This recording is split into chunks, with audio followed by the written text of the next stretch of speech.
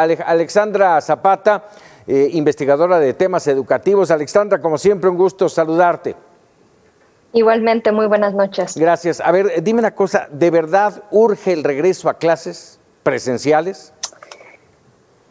Y sí urge, urge como parte de la reactivación económica para las familias mexicanas, urge porque el daño educativo que ya se hizo a esta generación es abismal y el regreso a clases es la oportunidad para empezar a construir sobre lo ya perdido. Y urge porque también regresa una situación de normalidad socioemocional para niños, generaciones de niñas y jóvenes, su integridad física, la capacidad de estar en un ambiente seguro y de aprendizaje.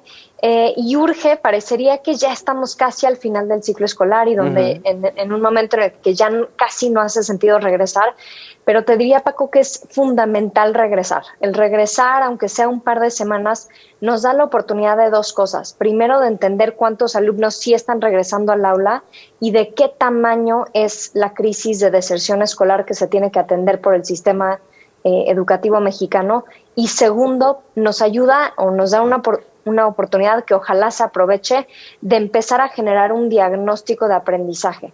Imagínate nada más el desafío que tienen los docentes en nuestro país de regresar a un salón en donde un salón de tercero de primaria, cada uno de los alumnos aprendió distintas cosas en distintas modalidades a distintos niveles en todo el último año, y ese docente va a tener que hacer frente a esa realidad en el aula, un tema muy complejo que va a tomar no un año, no un par de semanas atender, sino probablemente muchos años hacia adelante para empezar a cerrar la brecha de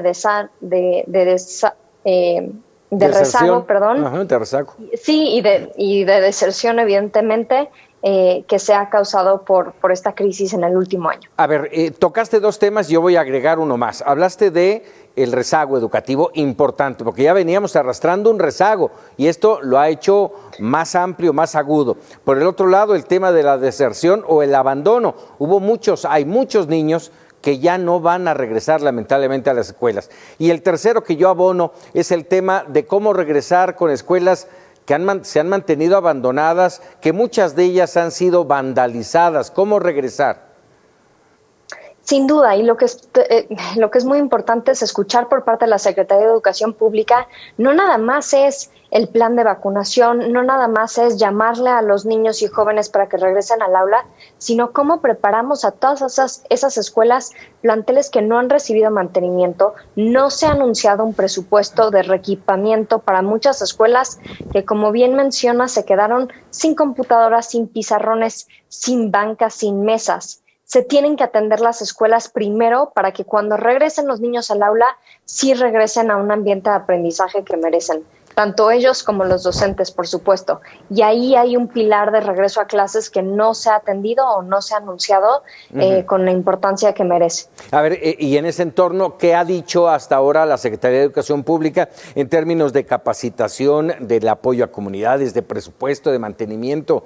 ¿Qué ha dicho?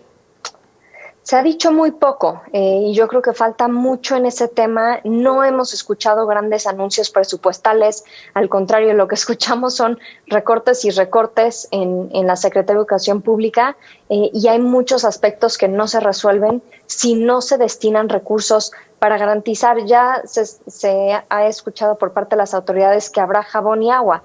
Qué bueno que habrá jabón y agua, eso es un desafío que tiene el sistema educativo porque muchas escuelas no tienen agua. Pero eso no es suficiente. No es suficiente si no se puede garantizar que la escuela está en condiciones para recibir a la comunidad educativa. No se puede trabajar cuando no existe un presupuesto para garantizar que todos los alumnos y docentes tengan un tapabocas. Y no es simplemente un pañuelo o una pieza de tela que encuentren en su casa. Debería el Estado mexicano poder garantizar que todas las comunidades educativas, los niños y los maestros regresan protegidos, porque también hay una parte de creación y de confianza en todas las familias mexicanas que se tiene que trabajar. Hay muchos padres de familia muy nerviosos con este regreso a clases, viven personas en el hogar que no se pueden contagiar. En fin, todo esto también parte y se requiere una generación de confianza y se requieren los presupuestos para poder garantizar los procesos y protocolos que se deberían de tener en nuestro país. Urge, sí, sin duda, pero hace falta planeación. Sí, más bien te diría, no lo podemos minimizar a simplemente una jornada de vacunación, no lo podemos minimizar ni siquiera a condiciones o 9 puntos de higiene básica.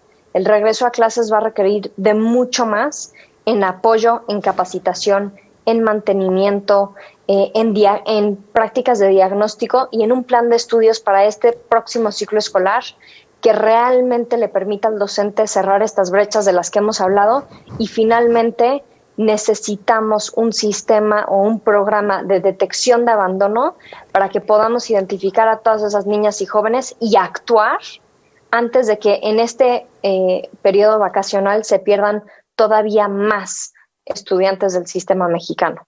Todos esos pilares no están bien desarrollados o por lo menos no se han anunciado como tal y se requiere seguir trabajando sobre ellos y le vamos a cumplir a estas generaciones de estudiantes. Perfecto. Alexandra, te agradezco como siempre que nos regales unos minutos aquí en Mega Noticias TVC. Al contrario, va a ser interesante ver cómo arranca esta prueba piloto en Campeche. Muchas gracias. Sin duda. Muchas gracias, Alexandra. Buenas noches. Buenas noches. Buenas noches. Vámonos.